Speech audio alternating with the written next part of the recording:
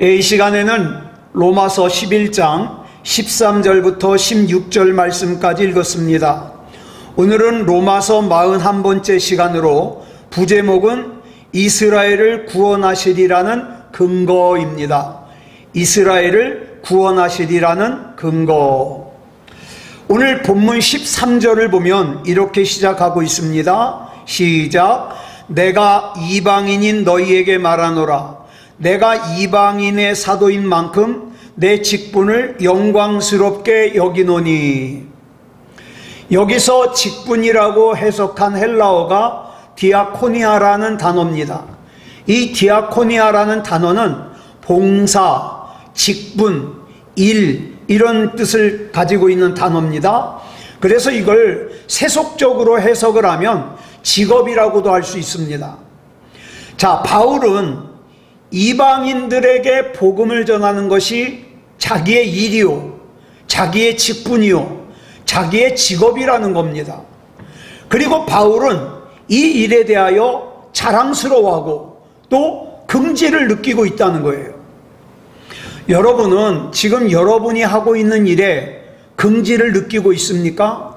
보람을 느끼고 있나요? 영광스럽게 생각하고 있습니까? 자, 우리 한번 보죠. 세상 사람들은 어떤 경우에 자기가 하는 일에 긍지를 느낄까요? 또 영광스러워할까요? 자기가 어떤 일을 해가지고 돈을 많이 벌게 되거나 또는 명예가 높아지거나 또 큰 권력을 가지게 되면 굉장히 영광스러워하고 긍지를 느낄 겁니다. 그런데 오늘 본문에서 바울이 하는 일은 지금 바울이 자기가 영광스럽다고 하는 일, 긍지를 느끼는 일이 뭐냐? 이방인에게 복음을 전하는 일이에요. 참, 그럼 한번 보자고요. 바울이 이방인에게 복음을 전해서 돈을 많이 벌었습니까? 명예가 높아졌나요? 권력을 얻었습니까? 그렇지 않습니다. 바울은 이방인에게 복음을 전하는 것 때문에 오히려 자기 민족인 유대인들로부터 배신자로 낙인이 찍혀가지고 매도당했고 괴롭힘을 당했고 심지어는 죽을 뻔도 했습니다. 그토록 바울이 유대인들에게 핍박을 받고 조롱을 당하고 말할 수 없는 고난을 겪으면서도 이방인들에게 복음을 전하는 자기 일에 대하여 긍지를 느낀다는 거예요. 영광스럽다는 거예요. 자랑스럽다는 거예요. 그러면 그 이유가 뭘까요? 그 이유를 본문 14절에서 설명하고 있습니다. 시작. 이는 혹 내 고륙을 아무쪼록 시기하게 하여 그들 중에서 얼마를 구원하려 함이라. 자, 이 말씀을 가만히 보면 이 말씀의 중간을 생략하면 이런 것이 돼요. 이는, 즉 이방인을 전도하는 것은 그들 중에서 얼마를 구원하려 함이라. 이렇게 내용이 됩니다. 자, 이것 때문에 바울이 이방인에게 복음을 전하는 것에 긍지를 느끼고 보람을 느끼고 자랑스러워하고 영광스러워하는 거예요. 예. 자기를 핍박하는 유대인 아닙니까? 또 자기를 조롱하는 유대인이에요. 자기를 고통스럽게 하는 유대인이에요.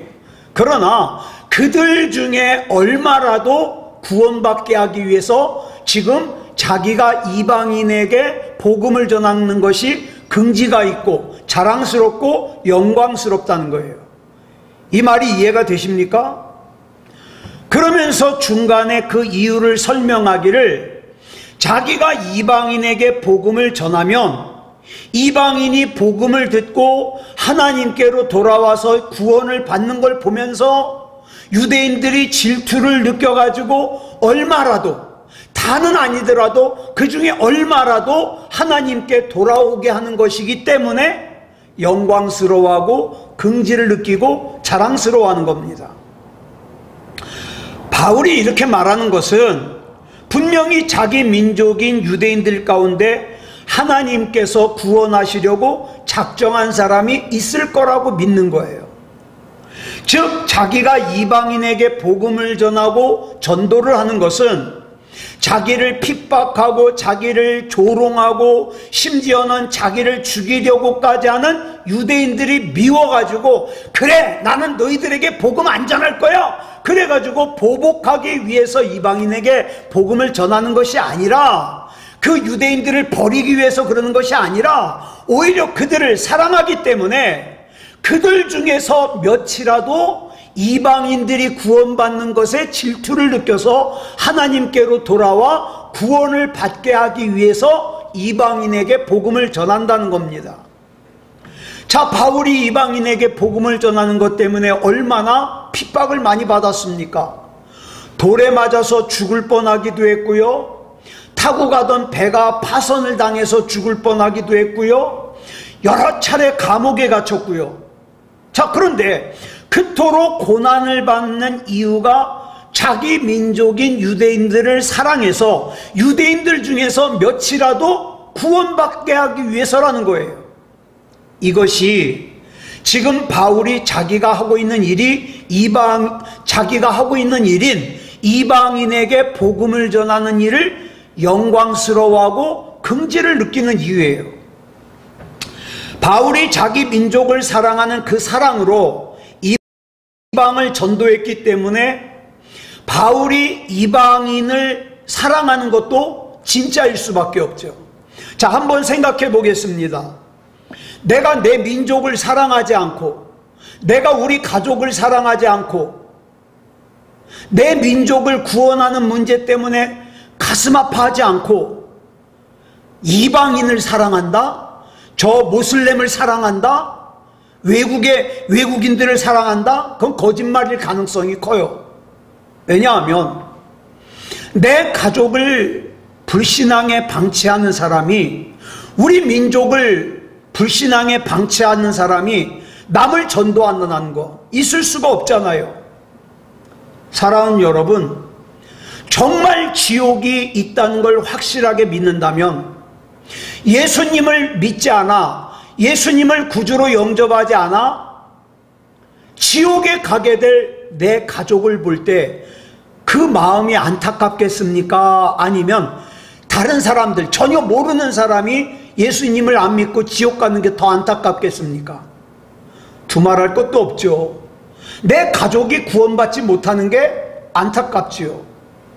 바울은 자기가 자기 민족인 유대인을 진짜로 사랑하는 사람이었기 때문에 이방인도 진짜로 사랑할 수 있었고 이방인을 진짜로 사랑할 수 있었기 때문에 또한 자기 민족인 유대인도 진짜 사랑할 수 있었어요. 이것이 바로 예수님께서 사도행전 1장 8절에서 말씀하셨죠. 유언과도 같은 말씀. 땅 끝까지 이르러 예수님의 증인이 되어라. 이 말씀에 담긴 뜻이에요.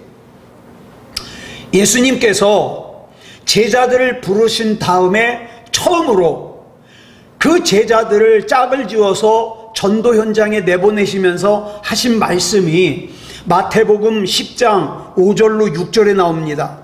같이 읽어보겠습니다. 시작. 이방인의 길로도 가지 말고 사마리아인의 고을에도 들어가지 말고 오히려 이스라엘 집에 잃어버린 양에게로 가라. 이게 무슨 뜻입니까? 내 민족을 먼저 사랑하라 이 말이에요. 내 민족을 먼저 진짜로 사랑하지 않으면서 절대로 남을 사랑할 수 없다. 내 가족을 불신앙에 내버려 놓고 남을 전도한다? 불가능하다 이 말이에요.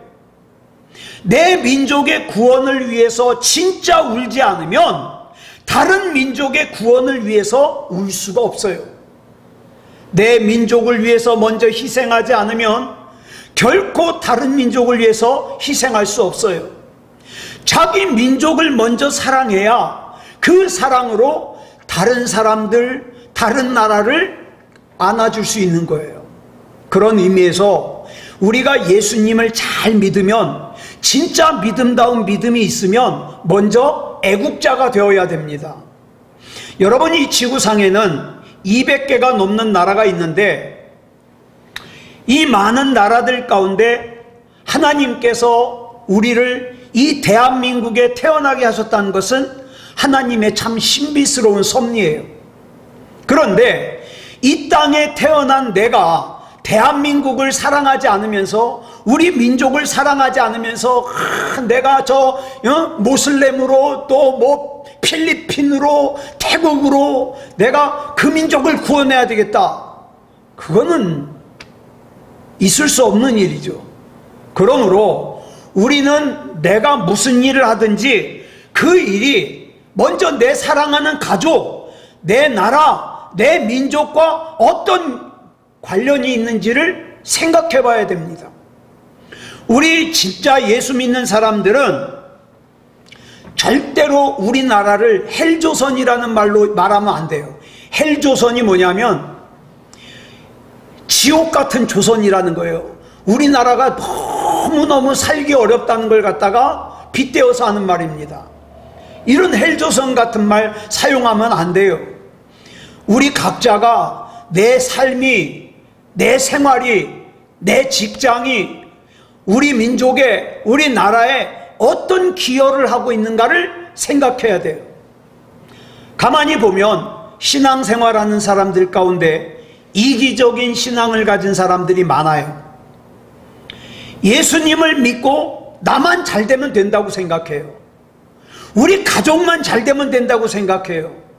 그렇지 않습니다. 내 옆에 있는 사람이 잘못돼서 죽으면 그 사람 때문에 내가 같이 살고 있는 이 연못이 어떻게 해요? 썩어 들어가요. 이 연못이 썩으면 내가 같이 살고 있는 나도 거기서 살 수가 없어요. 그렇기 때문에 우리는 내 옆에 있는 사람들을 위해서 정말 중보기도 해야 돼요. 다리가 아픈 사람, 머리가 아픈 사람, 또 전신이 아픈 사람, 어깨가 아픈 사람, 마음이 아픈 사람, 우리가 위해서 기도해야 됩니다. 왜? 그 사람이 쾌활하게 살아나야 나도 역시 건강하게 살 수 있으니까. 그렇기 때문에 사도 바울은 자기가 이방인에게 전하는 그 사랑이 반드시 자기 민족인 유대인들에게 되돌아오리라는 걸 믿었습니다. 그러면서 하나님께서 이스라엘 백성을 반드시 구원해 주시리라는 믿음의 근거를 세 가지로 설명하고 있어요. 그 세 가지를 차례대로 살펴보겠습니다. 그 첫 번째 근거가 뭐냐? 본문 15절을 보겠습니다. 시작. 그들을 버리는 것이 세상의 화목이 되거든 그 받아들이는 것이 죽은 자 가운데서 살아나는 것이 아니면 무엇이리요? 조금 어려운 말씀인데 이런 뜻입니다. 예수님을 거부하고 십자가에 못 박은 이스라엘을 지금 버리는 것이 이방 사람들에게 있어서는 하나님과의 화목을 가져왔다는 거예요. 유대인들이 받아들이질 않으니까 그 눈을 어디로 돌린 거예요? 이방인에게로 돌린 거예요. 그래서 이방인들로 하여금 하나님과 화목하게 했다는 거죠. 자, 그러면 유대인들이 예수님을 거부하는 것 때문에 이런 생명의 역사가 일어났다면 이스라엘이 다시 하나님을 받아들인다면 거부할 때보다 얼마나 더 큰 역사가 일어나겠느냐는 거예요. 이미 죽었던 이스라엘이 부활하는 거 아니겠냐는 거죠. 이 말을 하면서 바울은 사실은 자기 얘기라는 거예요. 자기 얘기를. 나같이 구원받을 자격이 없는 패역한 사람도 하나님께서 받아들여서 새 생명을 주셨는데, 나같이 구원받을 자격이 없는 패역한 사람도 받아들여서 새 생명을 주신 하나님께서 나보다 못하지 않은 저 이스라엘 백성을 죽음 가운데서 마땅히 살려주시지 않겠느냐, 이런 거죠. 이스라엘 백성인 바울이 구원받았다는 것은 하나님의 구원이 이스라엘 안에 임하셨다는 뜻이에요. 자, 이 얘기가 참 중요합니다. 가끔 보면 우리 가족들 중에서 나만 신앙생활하는 사람들 많아요. 그래가지고 어떻게 해요? 몹시 힘들어해요. 주여, 우리 가족 중에 나만 예수 믿습니다. 또는 엘리야처럼 주변 사람들이 영적으로 무너져 가는 걸 보면서 안타까워하다가 나까지 덩달아서 실망해가지고 낙심하고 절망에 빠지는 경우가 있어요. 그러나 우리가 여기서 절대로 절망하거나 낙심하지 말아야 될 것은, 잘 들으세요. 하나님께서 우리 가족 중에 나를 먼저 구원해 주셨다는 것은, 또 내 주변 사람들 중에서 나를 먼저 구원해 주셨다는 것은 하나님의 구원이 이미 우리 가정에 시작이 됐다는 뜻이에요. 하나님의 구원이 나를 포함한 나의 이 공동체 안에 이미 시작이 됐다는 거예요. 누구로부터? 나로부터. 내가 첫 번째라는 거죠. 하나님께서 이미 나를 받아주셨는데 내 남편, 내 아내, 내 부모, 내 형제를 받아주시지 않겠느냐, 이런 거죠. 이 세상이 악하고 불의할수록 사람들은 도대체 이 세상이 어느 정도까지 악해질 건가를 탄식을 합니다. 그럼에도 불구하고 절망하지 않을 것은, 내가 지금 분명하게 하나님을 믿고 있잖아요. 예? 내가 지금 분명하게 구원받았잖아요. 그렇기 때문에 절망하지 않는 거예요. 이 사실은 하나님의 구원이 이미 내가 속해 있는 우리 가정에, 내가 속해 있는 우리 공동체에 이미 임했다는 거예요. 시작됐다는 거예요. 그 첫 열매가 나라는 거예요. 그래서 나로부터 구원도 시작되고, 나로부터 복음도 시작되고, 나로부터 믿음도 시작된다는 거예요. 그래서 이미 시작됐다는 거죠. 그 다음 두 번째 근거가 뭐냐? 본문 16절 상반절에 나와요. 줄친 것만 읽겠습니다. 시작. 제사하는 처음 익은 곡식가루가 거룩한 즉 떡덩이도 그러하고. 자, 구약시대에 제사를 드릴 때는 처음 익은 곡식가루를 하나님께 드렸습니다. 첫 열매라는 거죠. 출애굽기 23장 19절을 보면 이런 말씀이 나와요. 시작. 내 토지에서 처음 거둔 열매의 가장 좋은 것을 가져다가 너의 하나님 여호와의 전에 드릴지니라. 성경을 보면 첫째 것을 굉장히 소중하게 여겨요. 첫째 것은 하나님의 것이라는 거예요. 그래서 자녀도요, 첫째 아들은 하나님의 것이라고 그랬어요. 첫째 아들은. 그래서 성경에 보면 첫째 거를 굉장히 중요하게 여겨요. 그래서 그 중요한 첫째 거를 하나님께 바침으로써 나머지도 전부 하나님의 것이 되고 거룩해진다는 의미의 제사가 첫 열매예요. 다시 말해서 하나님께 바치는 제물만 거룩해지는 게 아니라 그 첫 열매가 속해 있던 소산 전체가 그 첫 열매를 드림으로 말미암아 전부 하나님 것이 되고 전부 거룩한 것이 된다는 거예요. 그리고 제사 드리는 처음 익은 곡식가루가 거룩함으로써 그 나머지 곡식으로 만들어 먹는 떡덩이도 거룩하고 창고에 쌓아놓은 곡식도 다 거룩하다 이 말이에요. 왜냐하면 내가 드리는 첫 것을 하나님께서 받으셨거든요. 그러니까 하나님께 뭘 드릴 때 아까워하면 안 돼요. 내 속에 아까워하는 생각이 있으면 드리지 말아야죠. 여기 보니까 뭐라 그랬어요? 가장 좋은 것을 가져다가, 가장 좋은 걸 가져다가. 지금 바울이 뭘 말하고 싶은 거냐? 창세기 22장을 보면 아브라함이 모리아산에서 100살에 낳은 독자 이삭을 바쳤습니다. 이때 아브라함이 하나님의 명령에 의해 이삭을 바친 것은 이삭 한 명만 바친 게 아니에요. 여기에는 어떤 의미가 담겨져 있느냐? 첫째, 아브라함의 나이 100살에 낳은 귀한 아들이거든요. 그렇기 때문에 아버지인 아브라함의 목숨보다 소중한 아들이고 어머니인 사라의 목숨보다 소중한 아들이에요.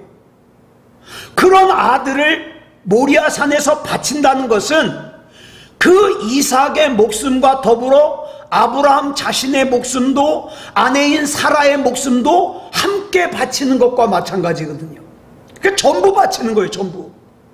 또한 둘째로는 하나님께서 분명히 아브라함에게 약속하시기를 이삭을 통해서 하늘의 별과 같이 바닷가의 모래같이 많은 자손을 주신다 그랬어요. 그런데 그 이삭을 바친다는 건 뭡니까? 그 이삭을 통해서 태어날 하늘의 별과 같은 자손도, 바닷가의 모래 같은 자손도 함께 바치는 걸 뜻해요. 그래서 아브라함이 이삭을 칼로 찌르려는 순간 22절에서 하나님께서 이렇게 말씀하십니다. 시작. 그 아이에게 내 손을 대지 말라. 그에게 아무 일도 하지 말라. 네가 내 아들 내 독자까지도 내게 아끼지 아니하였으니 내가 이제야 네가 하나님을 경외하는 줄을 아노라.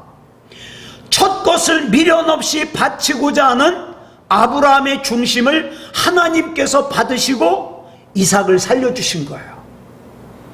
내 인생 가운데, 내 삶 가운데 하나님 앞에 아낌없이 드릴 때 하나님께서는 나도 살려주시고 우리 가정도 살려주시고 우리 교회도 살려주시는 거예요. 이삭을 살려주시기만 한 것이 아니에요. 창세기 22장 16절부터 17절까지 보면 하나님께서 이렇게 말씀하셔요. 시작. 내가 나를 가리켜 맹세하노니 내가 이같이 행하여 내 아들 내 독자도 아끼지 아니하였은즉 내가 내게 큰 복을 주고 내 씨가 크게 번성하여 하늘의 별과 같고 바닷가의 모래와 같게 하리니 내 씨가 그 대적의 성문을 차지하리라. 아브라함이 첫 것인 이삭을 바쳤으므로 그 이후에 태어날 그의 모든 후손에게까지 하나님이 복을 내려주시는데 어떤 복을 내려주시느냐? 대적의 성문을 차지한다는 거예요. 대적의 성문을 차지한다는 게 뭐냐면 원수를 다 밟아 이긴다는 거예요. 여러분 한번 생각해 보세요. 얼마나 통쾌합니까? 내 앞에 있는 원수들, 내 자식 앞에 있는 원수들이 다 짓밟히는 거예요. 그런 복을 주셨어요. 여기서 바울이 하고 싶은 말이 뭐냐 하면 그런 약속을 받은 민족이 누구냐 이거예요.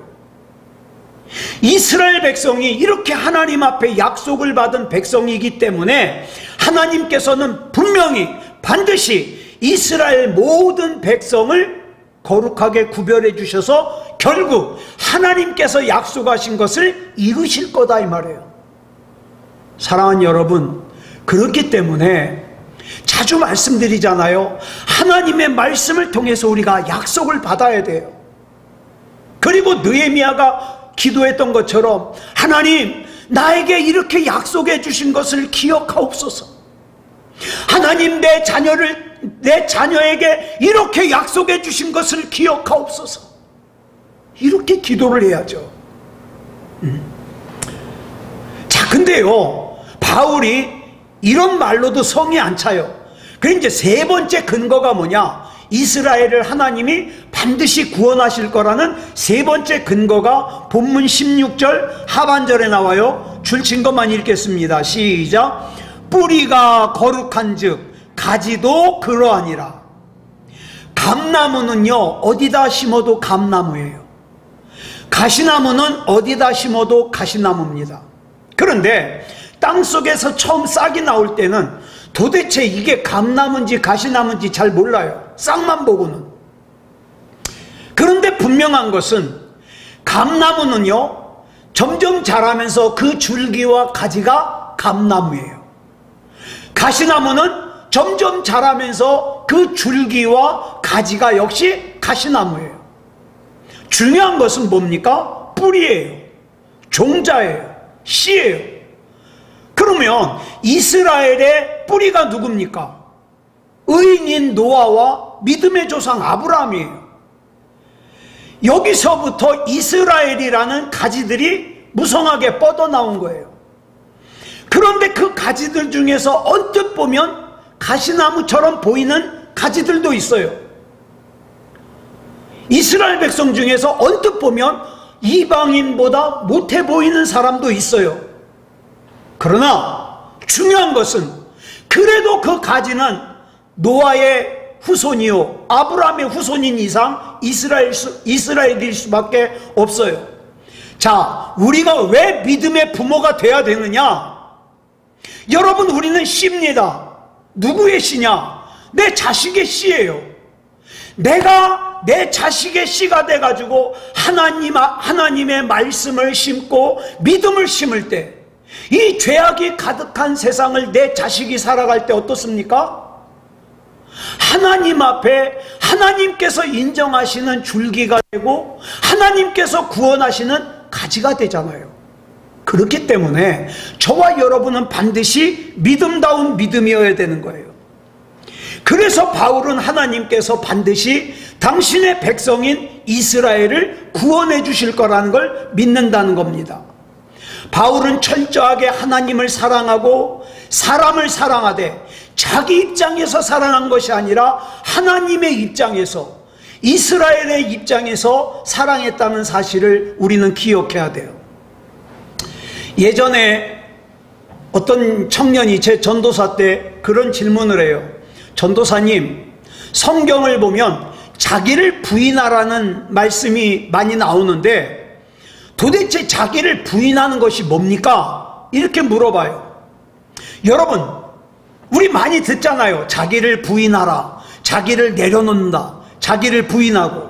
무슨 뜻일까요?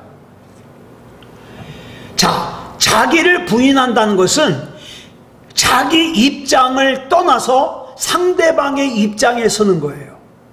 자, 하나님 앞에서 자기를 부인하는 것은 하나님 앞에서 내 입장을 내려놓고 하나님의 입장에 서는 거예요. 다른 사람들 앞에서 자기를 부인한다는 것은 다른 사람들 앞에서 자기의 입장을 내려놓고 다른 사람의 입장에 선다는 거죠.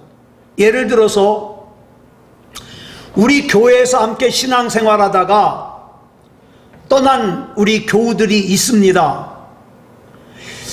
제가 이렇게 목회를 하면서 보니까 우리 교회에서 함께 신앙생활하다가 떠난 성도를 볼 때 저 솔직한 심정인데요, 다른 교회 가가지고 신앙생활을 잘해도 제가 마음이 아프고, 다른 교회 가서 다른 데 가서 신앙생활을 잘 못해도 속상하고 아파요. 그런데 둘 중에서 어느 게 더 아프냐? 잘 못해가지고 믿음을 잃어버리는 그런 걸 볼 때 더 아파요.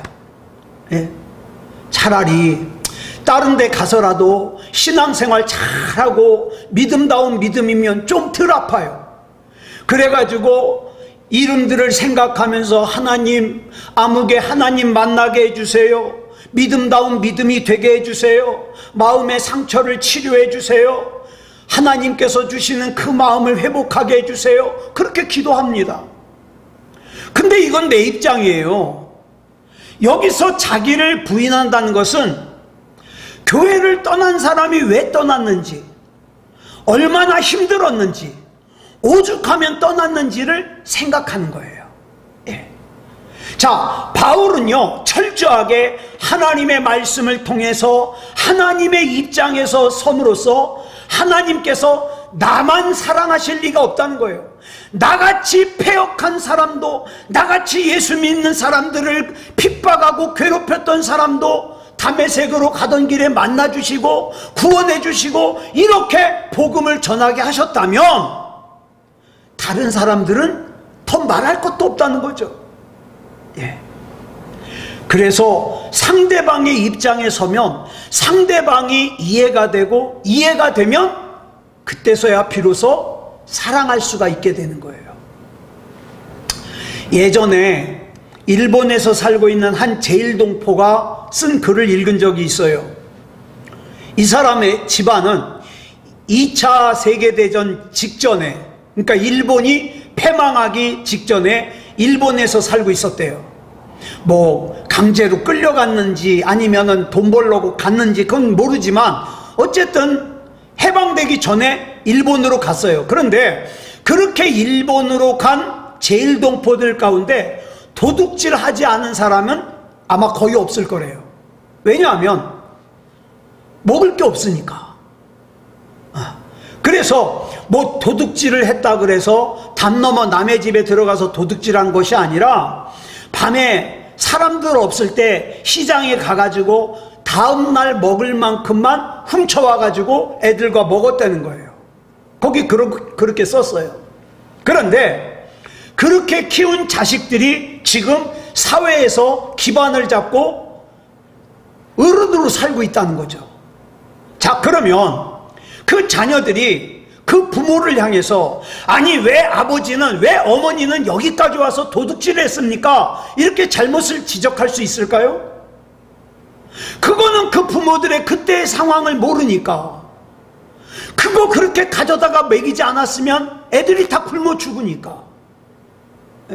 그 삶을 이해를 못하니까. 그러니까 무엇을 하든지 상대방의 입장에서 생각하는 것이 중요하다는 거예요.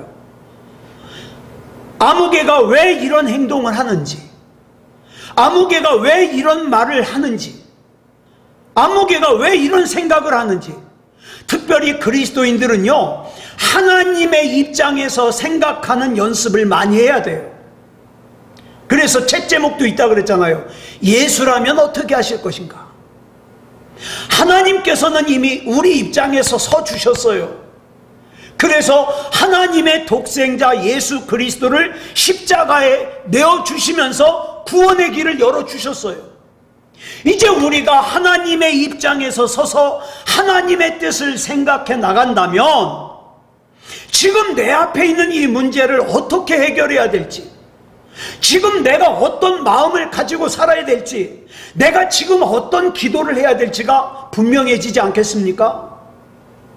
그렇기 때문에 오늘 저와 여러분은 하나님 앞에서 그저 내 입장에서, 내 환경에서 뭐 집 주세요, 돈 주세요, 뭐 주세요만 외칠 것이 아니라 지금 나를 바라보는 하나님의 마음이 어떠실까? 하나님께서는 내가 어떻게 하기를 원하실까? 이거를 잘 생각하고, 또 그렇게 하나님의 입장에서 생각하는 저와 여러분을 통하여 하나님께서 귀하신 하나님의 뜻을 이루는 그런 저와 여러분이 되기를 그리스도 예수님의 이름으로 축복합니다. 기도하겠습니다. 사랑의 아버지 하나님, 감사합니다. 오늘 이 시간에는 바울이 왜 하나님께서 이스라엘 백성을 구원하시고 회복시킬 수밖에 없는지 그 근거를 설명하는 것을 살폈습니다. 사랑의 아버지 하나님, 물론 우리 부족합니다. 우리 열악합니다. 그렇지만 하나님 바라보고 나갑니다.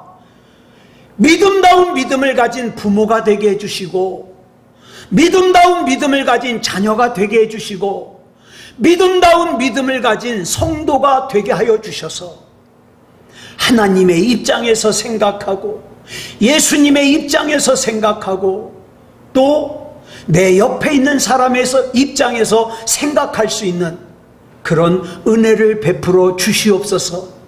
이 마지막 때에 우리 하나님 앞에 쓰임받기 원합니다. 우리 하나님 책임져 주시옵소서. 모든 것을 우리 주님 앞에 맡겨드리오며 그리스도 예수님의 이름으로 간절히 기도드렸사옵나이다. 아멘.